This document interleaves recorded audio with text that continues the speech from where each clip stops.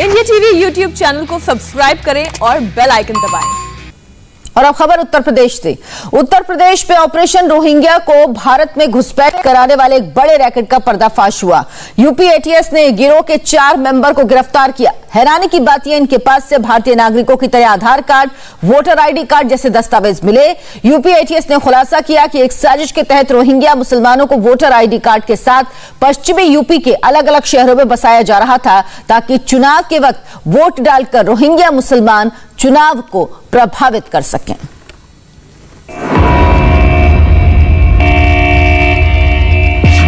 क्या यूपी चुनाव में रोहिंग्या वोट डालने वाले हैं?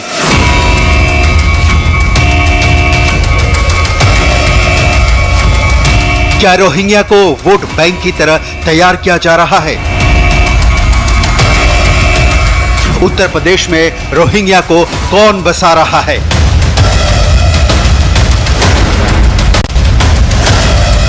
बड़े पैमाने पर रोहिंग्या की घुसपैठ का मकसद क्या है?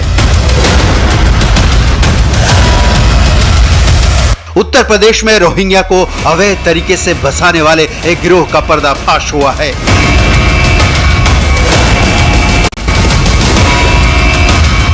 उत्तर प्रदेश में रोहिंग्या को अवैध तरीके से बसाने वाले एक गिरोह का पर्दाफाश हुआ है। यूपी पुलिस की एटीएस ने गुप्त सूचना के आधार पर जब जांच शुरू की तो इस रैकेट का कैसे खुलासा हुआ, कितने लोग इस रैकेट के पकड़े गए, ये सब आपको बताएंगे। लेकिन पहले आप वो सुन लीजिए जो इस जांच के दौरान हैरान करने वाली बातें सामने आई हैं। रोहिंग्या को यूपी में कैसे अवैध तरीके से बसाया जा रहा है, कैसे उनके आधार कार्ड और वोटर आईडी कार्ड बनाए जा रहे हैं, पूरा नेटवर्क कैसे काम करता है, ये सब यूपी के ADG law and order Prashant Kumar ने पूरे देश को समझाया। 1800 से 2000 की अनुमानित संख्या है। एग्जैक्टली चीजें बता पाना, चूंकि नाक नक्श इत्यादि से जब ये स्थानीय पॉपुलेशन के साथ मर्ज कर जाते हैं तो ये डिस्टिंग्विश करना बहुत डिफिकल्ट होता है। और इनके पास सभी भारतीय दस्तावेज होते हैं और उसके आधार पर ये सभी हमारी जो सरकारी योजनाएं हैं उनका भी लाभ उठाते हैं। जांच एजेंसियों के लिए इस रैकेट का पर्दाफाश करना बेहद मुश्किल काम था, क्योंकि रोहिंग्या की पहचान करना इस वजह से मुश्किल है क्योंकि इनके पास आधार कार्ड और वोटर आईडी कार्ड के साथ साथ हर तरह के दस्तावेज मौजूद हैं जो आम भारतीय नागरिकों के पास होते हैं। ऐसे में एटीएस के सामने सबसे बड़ी चुनौती ऐसे बहरूपियों को पहचान कर उनके खिलाफ कार्रवाई करने की है।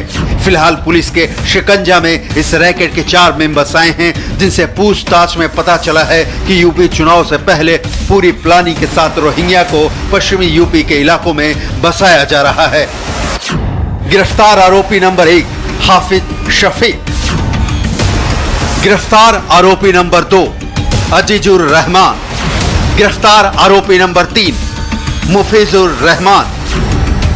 गिरफ्तार आरोपी नंबर 4 मोहम्मद इस्माइल। इन 4 रोहिंग्या तक जांच एजेंसियां उन 11 रोहिंग्या से पूछताछ के बाद पहुंची थी जिन्हें कुछ दिन पहले पकड़ा गया था। इनके पास से भी पहले वालों की तरह Aadhaar card, voter ID card, passport, जन्म प्रमाण पत्र, यूएन का कार्ड और विदेशी करेंसी मिले हैं। एटीएस के मुताबिक रोहिंग्या को उत्तर प्रदेश के पश्चिमी इलाके में अपना ठिकाना बनाने के लिए तैयार किया जा रहा था। किसी का काम रोहिंग्या का कार्ड बनाने का था, कोई रोहिंग्या महिलाओं को पश्चिमी यूपी तक पहुंचा रहा था, तो कोई गोल्ड स्मगलिंग का काम कर रहा था। विधानसभा चुनाव से पहले रोहिंग्या को राशन कार्ड और पैन कार्ड बनवाकर स्थायी सदस्यता दिलवाने की साजिश हो रही थी, जिसे यूपी चुनाव में इनकी भागीदारी हो और एक बड़ा वोट बैंक तैयार किया जा सके। यह संगठित गिरोह फर्जी दस्तावेज जैसे आधार कार्ड, जन्म एवं शैक्षणिक प्रमाण पत्र एवं बड़ी मात्रा में वोटर आईडी बनवाकर अपने को भारतीय नागरिक के रूप में स्थापित कर रहे हैं तथा अगर हम इसकी संख्या इस तरह से नहीं रोक पाए तो डेमोग्राफिक चेंजेस भी आने वाले समय में ऐसा हो सकता है। इनमें से हर किसी के पास UNHCR कार्ड मिला है, मतलब वो कार्ड जो संयुक्त राष्ट्र शरणार्थी उच्चायोग उन रोहिंग्या को जारी करता है जो भारत में शरणार्थी बनकर रह रहे हैं। मतलब इन लोगों के पास UNHCR कार्ड के साथ आधार कार्ड, वोटर ID कार्ड नहीं हो सकता है, लेकिन इन चारों के पास से वो सब मिला है जो एक भारतीय नागरिक के पास रहता है। इंटेलिजेंस प्राप्त हो रही थी कि कुछ लोग एक संगठित सिंडिकेट बना के म्यांमार के रोहिंग्याओं को बांग्लादेश एवं भारत की अंतर्राष्ट्रीय सीमा से अवैध रूप से भारतीय सीमा में प्रवेश करा रहे हैं तथा बांग्लादेश में जो रिफ्यूजी कैंप है उनमें रहने वाले लोगों को भी प्रेरित करके भारत में अवैध रूप से स्थापित करा रहे हैं। ये लोग उनका United nation high commissioner for refugee card बनवाते हैं। पिछले एक महीने में यूपी की जांच एजेंसियों ने राज्य के अलग अलग शहरों से 15 रोहिंग्या को पकड़ा है। इन सब से पूछताछ के बाद इस साजिश का खुलासा हुआ है कि ये सारे लोग एक जगह एक शहर में नहीं रहते हैं, बल्कि पश्चिमी यूपी के अलग अलग जिलों में इनका ठिकाना बनाया जा रहा है। ये सब पश्चिमी यूपी के गाजियाबाद, मेरठ, अलीगढ़, संत कबीर नगर, शामली और मुजफ्फरनगर जैसे जिलों में अपना ठिकाना बना रहे थे। इन सारे इलाकों से अभी तक 2 दर्जन से ज्यादा रोहिंग्या पकड़े गए हैं और पुलिस बोल रही है कि उत्तर प्रदेश में कम से कम 2000 से ज्यादा रोहिंग्या घूम रहे हैं। मतलब इनकी संख्या कितनी है, सही आंकड़ा किसी के पास नहीं है। ऐसे अवैध तरीके से रोहिंग्या का भारत में रहना, वोटर कार्ड बनवाना, चुनावों में वोट डालना किसी सोची समझी साजिश का ही अंजाम है। लेकिन अब जब यूपी ATS के लंबे हाथ इस रैकेट तक पहुंच गए हैं तो इस साजिश का नाकाम होना तय माना जा रहा है। दिल्ली में कंट्रोल दिख रहा डेडली कोरोना किसी भी वक्त थर्ड वेव में तब्दील हो सकता है और तब ये दूसरी लहर से भी ज्यादा घातक साबित होगा। हाईकोर्ट की टिप्पणी अनलॉक के बाद दिल्ली के बाजारों में उमड़ रही भीड़ की तस्वीरों को देखकर आई। कोर्ट ने कहा जिस तरह भीड़ कोरोना प्रोटोकॉल की धज्जियां उड़ा रही, उसे देखते हुए वो दिन दूर नहीं जब दिल्ली को तीसरी लहर का सामना करना पड़ेगा। अदालत ने हाईकोर्ट के जज को व्हाट्सएप पर एम्स के डॉक्टर के भेजे गए कुछ फोटोग्राफ्स पर गौर किया।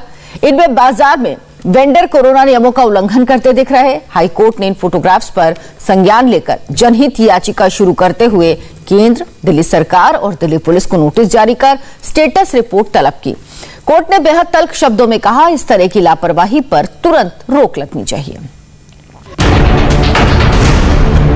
ऐसी लापरवाही के कारण तीसरी लहर बेहद जल्द आएगी।